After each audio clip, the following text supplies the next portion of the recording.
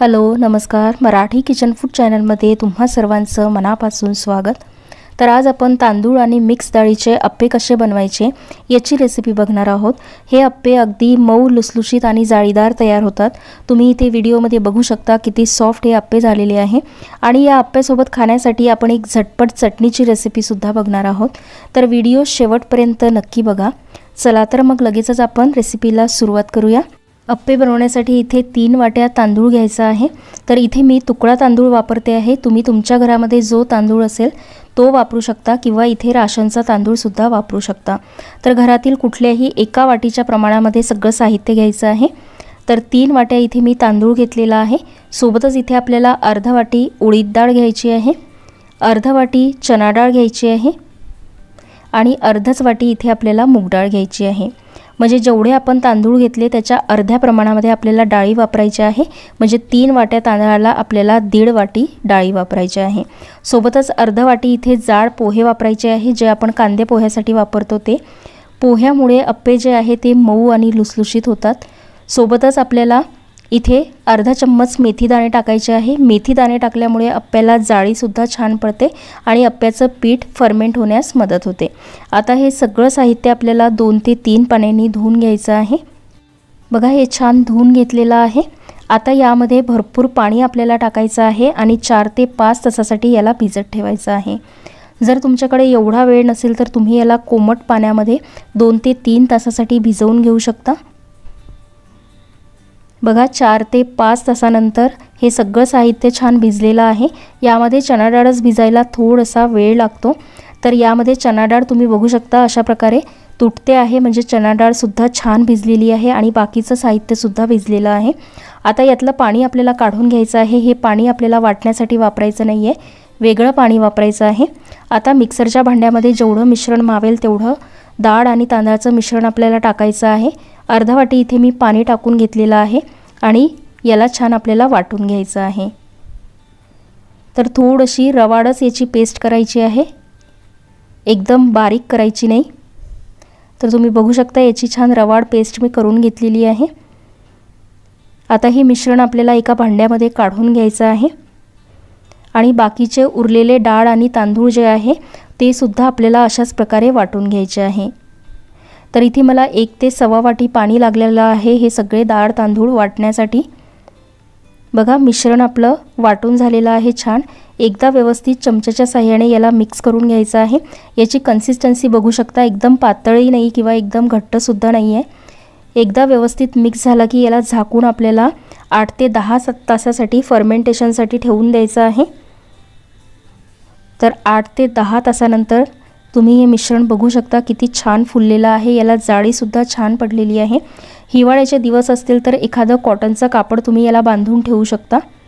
तर थोडासा हिवाळ्याच्या दिवशी याला फर्मेंट होण्यासाठी वेळ लागतो।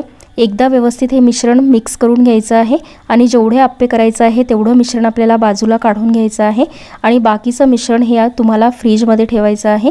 2 ते 3 दिवस तुम्ही हे वापरू शकता। आता या मिश्रणामध्ये एक मीडियम आकाराचा टोमॅटो बारीक चिरून टाकलेला आहे, एक मीडियम आकाराचा कांदा बारीक चिरून टाकलेला आहे, 4 ते 5 मिरचीची पेस्ट करून घेतलेली आहे ती यामध्ये टाकलेली आहे, 1 ते 2 टेबलस्पून कोथिंबीर टाकलेली आहे आणि चवीनुसार यामध्ये मीठ आपल्याला टाकायचं आहे। तुम्ही यामध्ये अजून वेगळ्या भाज्या सुद्धा वापरू शकता, शिमला मिरची, गाजर तुमच्याकडे असेल ते सुद्धा तुम्ही इथे वापरू शकता। आता हे साहित्य सगळं बॅटरमध्ये आपल्याला मिक्स करून घ्यायचं आहे आणि आता याचे अप्पे बनवायला घ्यायचे आहे। अप्पे पात्राला इथे मी तेल लावून घेतलेलं आहे। अप्पे पात्र व्यवस्थित गरम करून घ्यायचं आहे आणि त्यामध्ये हे मिश्रण टाकून घ्यायचं आहे। सुरुवातीला कडेला आपल्याला मिश्रण टाकायचं आहे, कारण मध्ये गॅस जो आहे तो थोडासा जास्त लागतो, म्हणून त्यामध्ये आपल्याला मिश्रण जे आहे ते सगळ्यात शेवटी टाकायचं आहे। तर बघा अप्पे पात्रामध्ये मी हे छान मिश्रण टाकून घेतलेलं आहे। आता याला झाकून आपल्याला 4 ते 5 मिनिटं कमी गॅसवर अप्पे शिजवून घ्यायचे आहे। बघा 4 ते 5 मिनिटानंतर अप्पे जे आहे ते छान फुललेले आहे। वरच्या बाजूनी थोडंसं तेल लावून घ्यायचं आहे आणि अप्पे आपल्याला आता पलटवून घ्यायचे आहे। तुम्ही बघू शकता खालच्या बाजूने किती छान याला रंग आलेला आहे। अप्पे जे आहे ते एका बाजूनी छान शिजलेले आहे। आता याला पलटवून आपल्याला घ्यायचं आहे आणि दुसऱ्या बाजूनी सुद्धा याला 3-4 मिनिटं आपल्याला शिजवून घ्यायचे आहे। तर बघा दुसऱ्या बाजूनी सुद्धा हे अप्पे जे आहे छान शिजलेले आहे। आता हे अप्पे आपल्याला काढून घ्यायचे आहे। अप्पे आपले तयार झालेले आहे। बघूनच वाटत आहे की किती सॉफ्ट हे अप्पे झालेले आहे। आता अशाच प्रकारे बाकीचं जे मिश्रण उरलेलं आहे त्याचे सुद्धा आपल्याला अप्पे बनवून घ्यायचे आहे। आता पुन्हा मी अप्पे पात्रामध्ये मिश्रण इथे टाकून घेतलेलं आहे। आता याला झाकून आपल्याला 5 मिनिटं शिजू द्यायचं आहे। तोपर्यंत आपण चटणी करून घेऊया। त्यासाठी अर्धा वाटी शेंगदाणे घेतलेले आहे भाजलेले, त्याची सालं काढून घेतलेली आहे। सोबतच 2 टेबलस्पून इथे खोबऱ्याचे काप घेतलेले आहे। हे सुकं खोबरं इथे मी वापरते आहे। 2 हिरव्या मिरच्या कट करून घेतलेले आहे। सोबतच इथे 2 लसूण पाकळ्या टाकलेल्या आहे। 10-12 कढीपत्त्याची पानं यामध्ये टाकायची आहे। अर्धा चम्मच जिरं टाकून घेतलेलं आहे। चवीनुसार यामध्ये आपल्याला मीठ टाकायचं आहे। थोडीशी कोथिंबीर टाकायची आहे आणि अगदी थोडीशी आपल्याला अर्धा चमचापेक्षाही कमी साखर टाकायची आहे। यानी चटणीला टेस्ट छान येते। चटणी आपल्याला वाटून घ्यायची आहे। यामध्ये मी अर्धा वाटी पाणी टाकून घेतलं होतं। तर चटणी आपली रेडी झालेली आहे। एका बाउलमध्ये काढून घेतलेली आहे। त्याच मिक्सरच्या भांड्यामध्ये अगदी 1 ते 2 टेबलस्पून पाणी टाकून घेतलेलं आहे। चटणीची कन्सिस्टन्सी तुम्ही इथे बघू शकता, थोडीशी पातळ मी ठेवलेली आहे, पण तुम्ही तुमच्या आवडीनुसार चटणी घट्ट किंवा पातळ करू शकता। आता या चटणीसाठी एक तडका तयार करून घ्यायचा आहे। त्यासाठी 1 टेबलस्पून तेल गरम करून घेतलेलं आहे। त्यामध्ये पाव चमचा जिरा आणि पाव चमचा मोहरी टाकलेली आहे। 2 लाल सुक्या मिरच्या टाकलेल्या आहे। 2 ते 3 कढीपत्त्याची पानं बारीक चिरून टाकलेली आहे आणि पाव चमचापेक्षाही कमी यामध्ये हिंग टाकलेला आहे।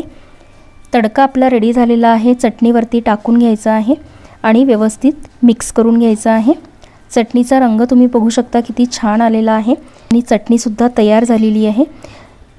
जे दुसरी बॅच आपण अप्प्याची तयार केली होती ती सुद्धा खालच्या बाजूनी छान शिजलेले आहे अप्पे।